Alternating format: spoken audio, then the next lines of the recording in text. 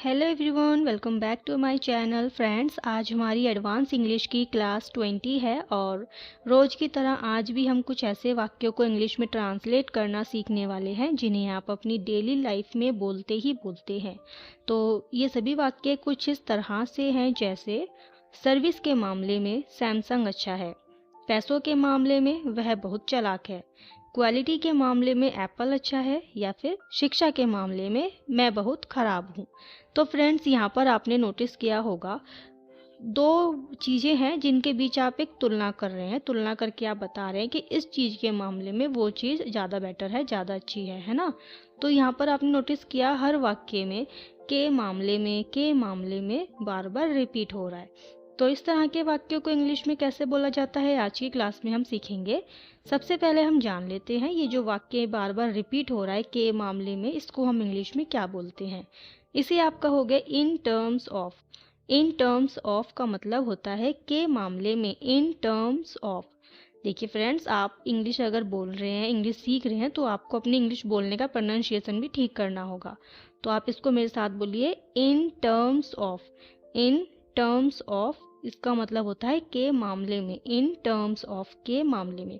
तो फ्रेंड्स, यहाँ पर आपने देखा ये जो वाक्य हैं, दोबारा आप देखिए, किस चीज़ के मामले में? सर्विस के मामले में, इन टर्म्स ऑफ सर्विस।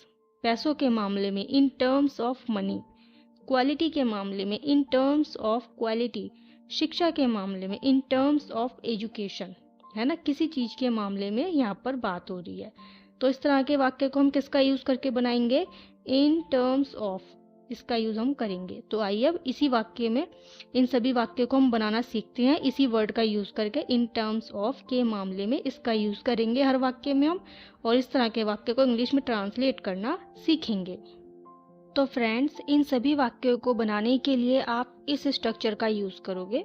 सबसे पहले आप लिखोगे इन टर्म्स ऑफ। अभी मैंने आपको स्टार्टिंग में बताया, जिस भी चीज़ के मामले में बात हो उसको हम लिखेंगे, जैसे इन टर्म्स ऑफ। ऑफ के बाद आप लिखोगे, जैसे इसमें क्या क्वेश्चन है, सर्विस के मामले में, in terms of service. In terms of quality, जिस भी चीज़ के मामले में आप बोल रहे हो, इन टर्म्स ऑफ। ऑफ के बाद आप वो वर्ड लिखोगे। ओके, इन टर्म्स ऑफ आएगा, उसके बाद वो वर्ड आएगा जिसके मामले में आप बात कर रहे हैं, और उसके बाद आपको सेंटेंस बनाना है।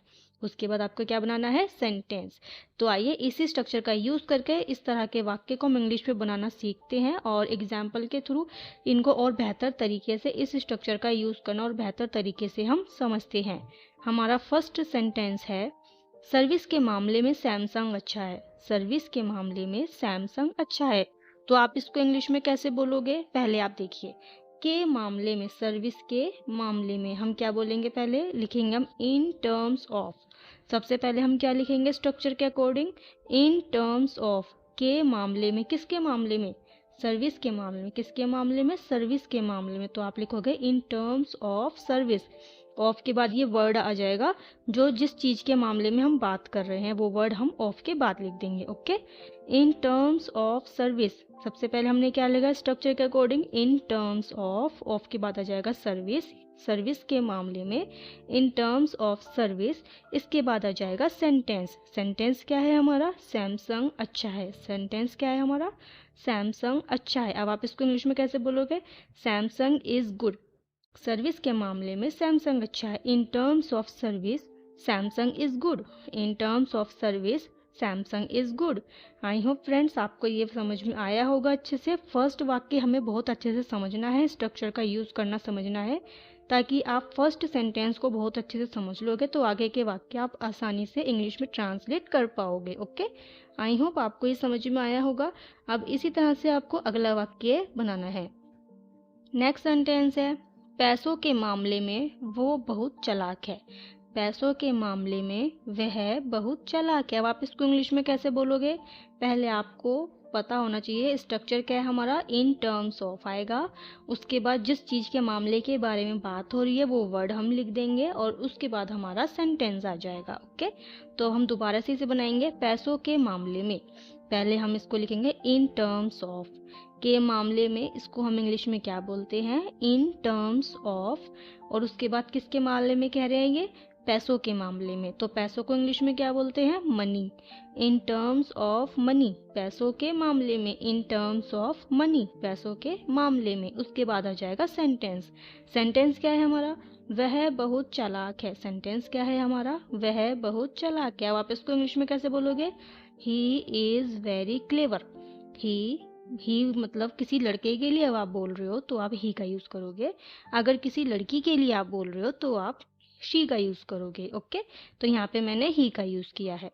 ही के बाद आ जाएगा इज के बाद आएगा बहुत। बहुत को हम इंग्लिश में बोलते हैं वेरी। चालाक को इंग्लिश में बोलते हैं clever. He is very clever. Clever का मतलब क्या होता है? चालाक। ही इज वेरी क्लेवर। पैसों के मामले में वो बहुत चालाक है। In terms of money he is very clever.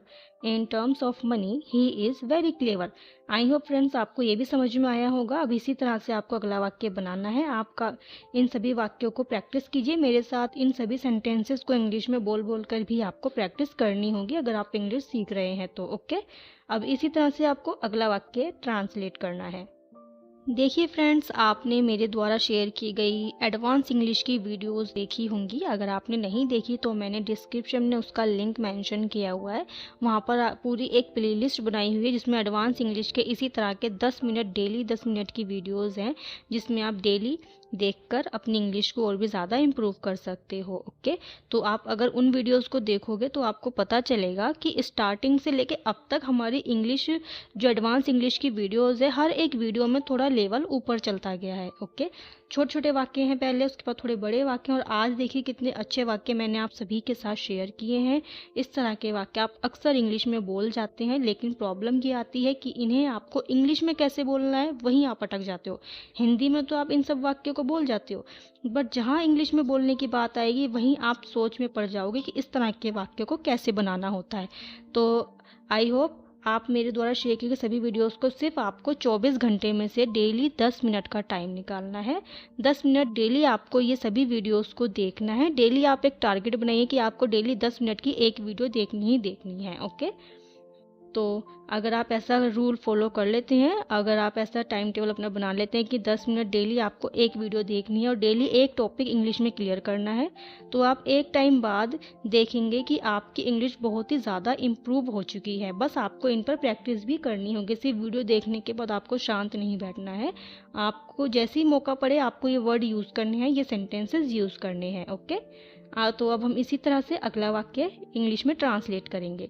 Next sentence है हमारा, शिक्षा के मामले में मेरे पिताजी बहुत सख्त हैं। शिक्षा के मामले में मेरे पिताजी बहुत सख्त हैं। अब आप इसको इंग्लिश में कैसे बोलोगे? पहले आप लिखोगे के मामले में। इसको हम इंग्लिश में क्या बोलते हैं? In terms of. In terms of किसके मामले में? शिक्षा के मामले में। शिक्षा को इंग्लिश में क्या बोलते हैं? Education. In terms of education. In terms of education. इसके बाद आ जाएगा सेंटेंस। सेंटेंस क्या है हमारा? मेरे पिताजी बहुत सख्त हैं। सेंटेंस क्या है हमारा? मेरे पिताजी बहुत सख्त हैं। अब आप इसको इंग्लिश में कैसे बोलोगे? आप लिखोगे माय फादर, मेरे पिताजी, माय फादर सख्त है की बात हो रही है तो इज आ जाएगा। माय फादर इज वेरी, बहुत के लिए हमने वेरी का यूज किया है। माय फादर इज वेरी, सख्त को हम इंग्लिश में बोलते हैं स्ट्रिक्ट। सख्त को इंग्लिश में क्या बोलते हैं? Strict. My father is very strict, मेरे पिताजी बहुत सख्त हैं। My father is very strict. शिक्षा के मामले में मेरे पिताजी बहुत सख्त हैं। In terms of education my father is very strict. In terms of education my father is very strict. I hope friends आपको ये समझ में आया होगा। अब इसी तरह से आपको अगला वाक्य बनाना है। नेक्स्ट सेंटेंस है, क्वालिटी के मामले में एप्पल सबसे अच्छा है। क्वालिटी के मामले में एप्पल सबसे अच्छा है। अब आप इसको इंग्लिश में कैसे बोलोगे? आप पहले लिखोगे इन टर्म्स ऑफ क्वालिटी, के मामले में, इन टर्म्स ऑफ, उसके बाद क्या आ जाएगा? क्वालिटी। किसके मामले में? क्वालिटी के मामले में। In terms of quality, quality के मामले में। इसके बाद आ जाएगा सेंटेंस। सेंटेंस क्या है हमारा? एप्पल सबसे अच्छा है। सेंटेंस क्या है हमारा? एप्पल सबसे अच्छा है। इसको आप इंग्लिश में कैसे बोलोगे? Apple is the best. Apple is the best. Apple मतलब जो एप्पल का आईफोन चल रहे हैं ना, आईफोन है जो, उसके बारे में बात हो रही है। क्वालिटी के मामले में एप्पल सबसे अच्छा है। In terms of quality Apple is the best. In terms of quality Apple is the best. देखिए फ्रेंड्स, कितने आसान वाक्य हैं, इसे भी इंग्लिश में ट्रांसलेट करने के लिए आपको लग बड़े रहे होंगे। हिंदी में आप देखो कितने बड़े लग रहे हैं और काफ़ी टफ लग रहे हैं, लेकिन अब आपने स्ट्रक्चर जान लिया है, इसको बनाने का, इंग्लिश में ट्रांसलेट करने का तरीका जान लिया है, तो अब आपको ये बहुत आसान लग रहे होंगे इंग्लिश में बोलने के लिए। ओके, तो अब से आप, अगर ये सभी वाक्य आपको बोलने की ऐसा चांस पड़ता है कि आपको ये सभी वाक्य हिंदी में बोलने पड़ रहे हैं, तो आप हिंदी में बोलने की जगह इंग्लिश में बोलने की कोशिश कीजिएगा। Okay, in terms of quality Apple is the best. Quality के मामले में एप्पल सबसे अच्छा है। In terms of quality Apple is the best. I hope friends आपको ये समझ में आया होगा। अब इसी तरह से आपको अगला वाक्य बनाना है। नेक्स्ट सेंटेंस है, शिक्षा के मामले में मैं बहुत खराब हूँ। शिक्षा के मामले में मैं बहुत खराब हूँ। अब आप इसको इंग्लिश में कैसे बोलोगे? आपको यही स्ट्रक्चर का यूज़ करना है। इन टर्म्स ऑफ के बाद किस चीज़ के मामले में बात हो रही है? यहाँ पर शिक्षा के मामले में, तो आप लिखिएगा इन टर्म्स ऑफ, उसके बाद शिक्षा आ जाएगा। शिक्षा को इंग्लिश में एजुकेशन बोलते हैं। और उसके बाद आपको सेंटेंस लिखना है। सेंटेंस क्या है इसमें? मैं बहुत खराब हूँ। In terms of dash plus sentence, आपको इसी स्ट्रक्चर का यूज़ करना है और इसी स्ट्रक्चर का यूज़ करके आप इसको इंग्लिश में ट्रांसलेट कीजिए। कमेंट करके आप मुझे बताइए आपने क्या बनाया है, ताकि मैं चेक कर सकूँ आपने सही बनाया है या फिर नहीं बनाया।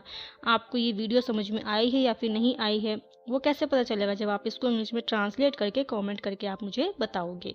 तो आप इसको इंग्लिश में ट्रांसलेट करके कमेंट ज़रूर कीजिएगा। ओके, तो आज की, आई होप आपको पूरी वीडियो समझ में आई होगी अच्छे से।